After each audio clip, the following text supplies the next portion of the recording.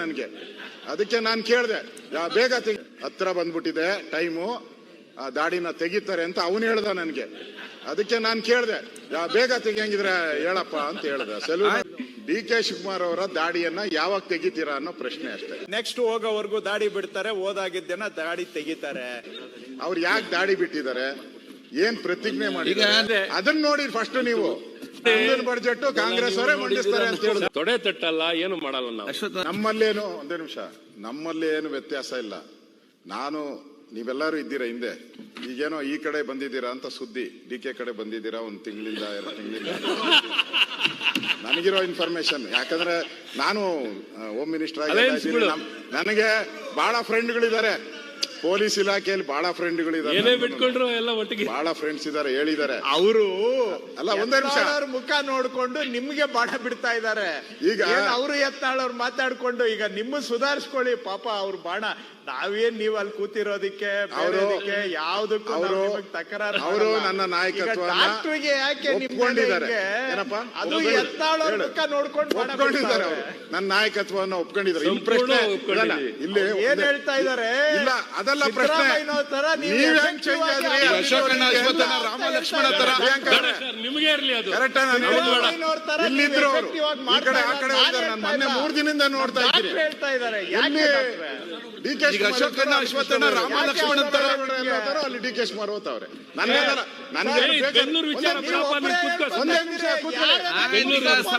ಒಬ್ರಿಲ್ಲ ಅಲ್ಲಿ ಯಾರು ನಾನು ಹೇಳ್ತಾ ಇರೋದಕ್ಕೆ ಎಲ್ಲ ಸಹಮತ.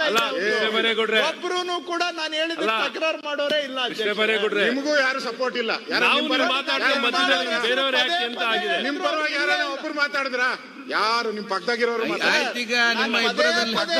ಮಾತಾಡಿಲ್ಲ. ನಿಮ್ ಸಪೋರ್ಟ್ ಅಬ್ಜೆಕ್ಷನ್ ಆದ್ರೂ ಮನೆ ಮಂತ್ರಿ ಗೃಹ ಸಚಿವರು ಉತ್ತರ ಕೊಡಿ. ಸಮ್ಮತಿ ಲಕ್ಷಣ. ನಮ್ಗೆ ಗೃಹ ಸಚಿವರೇ ಪ್ರಶ್ನೆ ಇರೋದು ನಿಮ್ದಲ್ಲ, DK ಶಿವಕುಮಾರ್ ಅವರ ದಾಡಿಯನ್ನ ಯಾವಾಗ ತೆಗಿತೀರಾ ಅನ್ನೋ ಪ್ರಶ್ನೆ ಅಷ್ಟೇ. ಅವ್ರು ಯಾಕೆ ದಾಡಿ ಬಿಟ್ಟಿದ್ದಾರೆ, ಏನ್ ಪ್ರತಿಜ್ಞೆ ಮಾಡಿ, ಈಗ ನಮ್ಮನ್ನು ಸ್ವಲ್ಪ ಆಲೋಚನೆ ಮಾಡಿ ಯಾವಾಗ ಈಡೇರಿಸ್ತೀರಾ ಅದನ್ನ ನೋಡಿ ಫಸ್ಟ್ ನೀವು. ನಮ್ಮಲ್ಲಿ ವಿರೋಧ ಪಕ್ಷ ಪ್ರತಿಪಕ್ಷ ನಾಯಕರೇ ಬೆಂಕಿ ಹಾಕಕ್ ನೋಡ್ಬೇಡಿ. ಹೇಳಿದ್ರು ಮೊನ್ನೆ ಮುಂದಿನ ಬಜೆಟ್ ಕಾಂಗ್ರೆಸ್ ಅವರೇ ಮಂಡಿಸ್ತಾರೆ ಅಂತ ಹೇಳಿದ್ರು. ವಿರೋಧ ಪಕ್ಷ ಏನಾನ ಆಗುತ್ತಾ? ಆಯ್ತು ಬಿಡಿ, ಮುಂದಿನ ಬಜೆಟ್ ಕಾಂಗ್ರೆಸ್ ಅವರೇ ಮಂಡಿಸ್ತಾರೆ ಅಂತ ಹೇಳಿದ್ರು. ಕೃಷ್ಣ ಬೈರೇಗೌಡ ಹಂಗೆ ಹೇಳಿ ಅದನ್ನ ಚೆನ್ನಾಗಿದ್ದೀರಾ ಸರ್ ನೀವು? ಕೃಷ್ಣ ಹೇಳಿಲ್ಲ. ನೀವು ಗ್ರೂಪ್ ಚೇಂಜ್ ಮಾಡ್ಬಿಟ್ಟು ನೀವು ಇದ್ದಿದ್ ಗ್ರೂಪ್ ಬಿಟ್ಟು ಬೇರೆ ಗ್ರೂಪ್ ಬಂದ್ಬಿಟ್ಟು ನಮ್ಗೆಲ್ಲ ಬೆಂಕಿ ಅಧ್ಯಕ್ಷರೇ, ವಿರೋಧ ಪಕ್ಷದ ನಾಯಕರು ಅವರು ಕೃಷ್ಣ ದೇವಸ್ಥಾನಕ್ಕೆ ಆಗಾಗ ಹೋಗ್ತಾ ಇರ್ತಾರೆ. ನೆಕ್ಸ್ಟ್ ಹೋಗೋವರೆಗೂ ದಾಡಿ ಬಿಡ್ತಾರೆ, ಹೋದಾಗಿದ್ದೇನ ದಾಡಿ ತೆಗಿತಾರೆ. ಈಗ ಅವರು ನಿಮ್ಮನ್ನ ವಿರೋಧ ಪಕ್ಷದ ಒಪ್ಕೊಂಡಿದಾರ? ದಾಡಿ ಕೆಂಕೇರಮ್ಮ ಯಾವಾಗ ಹೇಳ್ತಾರೆ ಅವಾಗ ಬಿಡ್ತಾರೆ, ಯಾವಾಗ ಕೆಂಕೇರಮ್ಮ ಅಜ್ಜ ಯಾವಾಗ ಹೇಳ್ತಾರೆ ಅವಾಗ ತೆಗಿತಾರೆ. ಅದೆಲ್ಲ ಇರುತ್ತೆ. ಅಜ್ಜಯ್ಯನವ್ರು ಹೇಳಿದಾಗ ಅದೆಲ್ಲ ಬೇರೆ. ಈಗ ನಿಮ್ಮದು ವಿಷಯ ಇಲ್ಲಿ ಇರೋದು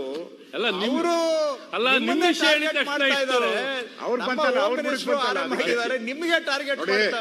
ನಿಮ್ ಮೆಂಬರ್ಸ್ ಕೂಡ ಯಾರು ನಿಮಗೆ ಸ್ವಲ್ಪ ದೂರ ಇದ್ದೀರಾ, ಯಾಕೆ ಹಿಂಗಾಯ್ತು ಅಂತ. ನೀವು ದೂರ ಇದ್ದೀರಾ, ನಾನ್ ಸ್ವಲ್ಪ ಹತ್ರ ಇದ್ದೀನಿ. DK ಶಿವಕುಮಾರ್ ಅವ್ರಿಗೆ ಹತ್ರ ಇದ್ದೀನಿ.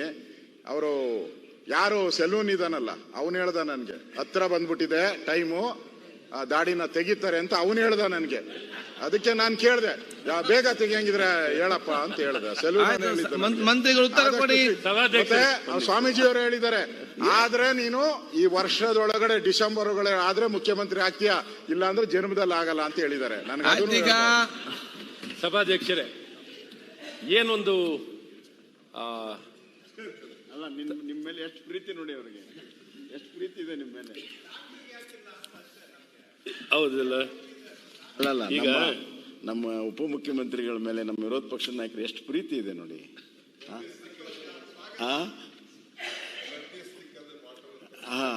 ಇದನ್ನ ಒಪ್ಕೊಳ್ಳಿ. ಈಗ ನೋಡಿ, ಈಗ ಎದ್ದು ಮಾತಾಡಿದ್ರು, ಇಷ್ಟೋ ತನಕ ಮಾತಾಡಿರ್ಲಿಲ್ಲ ಸರ್. ಈಗೇನು ಅಲ್ಲ, ಇದು ಕರೆಕ್ಟ್. ಒಂದ್ ನಿಮಿಷ, ಇದು ಮುಂದ್ಗಡೆ ಅಲ್ಲ, ಮುಂದೆ ಅಲ್ಲ ಪರಮೇಶ್ವರ್, ನೀವು ಹೇಳಿದ್ ಸರಿ ಇದೆ. ಮುಂದ್ಗಡೆ ಅನ್ವಯ ಏನಾಗುತ್ತೆ, ಅದಕ್ಕಿಂತ ಹೆಚ್ಚು ಹಿಂದೆಗಡೆ ಅನ್ವಾಗುತ್ತೆ. ಡಿಸ್ಟೆನ್ಸ್ ಅಲ್ಲಿ ಕಡಿಮೆ ಇದೆ, ಇಲ್ಲಿ ಸ್ವಲ್ಪ ಜಾಸ್ತಿ ಇದೆ. ಆಯ್ತು, ಮುಂದುವರಿಸಿ. ಈಗ ಸಭಾಧ್ಯಕ್ಷರೇ ಬೇಗ ಮುಗಿಸಿ. ಅಲ್ಲ ಮುಗಿಸಿ. ಏನು ಉದ್ದ ಏನು ವಿಚಾರ ಏನಿಲ್ಲ. ಬಹಳ ಸ್ಪಷ್ಟವಾಗಿ ಎದ್ದು ಕಾಣುವಂಥದ್ದು ಏನು ಅಂದ್ರೆ, ಅಲ್ಲಿ ಆ ಒಂದು PFI ಕಾರ್ಯಕರ್ತರು ನಡ್ಕೊಂಡಿರುವಂತ ರೀತಿ ಯಾರೂ ಒಪ್ಲಿಕ್ಕೆ ಸಾಧ್ಯವಿಲ್ಲ. ಹಾಗಾಗಿ ಇವತ್ತೇನು ವಕೀಲರ ಮೇಲೆ ಕೇಸ್ ಹಾಕಿರುವಂಥದ್ದು ಅದು ನ್ಯಾಯಬದ್ಧವಾಗಿಲ್ಲ. ಕಾನೂನಲ್ಲಿ ಅವಕಾಶ ಇರ್ಬೋದು, ಕಾನೂನಲ್ಲಿ ಅವಕಾಶ ಇದೆ ಅಂದ್ಬಿಟ್ಟು ಈ ಒಂದು ವ್ಯಕ್ತಿ ಅಲ್ಲ, ಅದು ಒಂದು ಸಂಘಟನೆಯಲ್ಲಿ ಒಂದು ಅಸೋಸಿಯೇಷನ್ ಮೇಲೆ ಅಲ್ಲಿ ಪದಾಧಿಕಾರಿಗಳ ಮೇಲೆ ಒಟ್ಟು 40 ವಕೀಲರ ಮೇಲೆ ಕೇಸ್ ಹಾಕಿರುವಂಥದ್ದಿದೆ. ಹಾಗಾಗಿ ಇಲ್ಲೆಲ್ಲ ಒಂದ್ ಕಡೆ ಕಾನೂನನ್ನ ದುರ್ಬಳಕೆಯನ್ನ ಮಾಡಿಕೊಂಡು ಎಲ್ಲೋ ಒಂದ್ ಕಡೆ ಈ ಕೇಸನ್ನ ದಾಖಲು ಮಾಡಿರುವಂಥದ್ದು ಆ ತನ್ವೀರ್ ಹುಸೇನ್ ಅಂತ ಏನ್ ಸಬ್ ಇನ್ಸ್ಪೆಕ್ಟರ್ ಇದಾರೋ ಆ ಒಂದು ಕ್ಷೇತ್ರದಲ್ಲಿ ಠಾಣಾ ಅಧಿಕಾರಿಗಳು ಅವರ ಒಂದು ಕೈವಾಡವೇ ಇರೋದು. ಮುಖ್ಯವಾಗಿ ಅಲ್ಲಿ ತನ್ವೀರ್ ಹುಸೇನ್ ಅವರ ಕೈವಾಡ, ನಿಮ್ಗೆ ಹೇಳ್ಬೇಕು ಅಂದ್ರೆ ತನ್ವೀರ್ ಹುಸೇನಿನ ಕೈವಾಡನೇ ಇರೋದು ಅಲ್ಲಿ.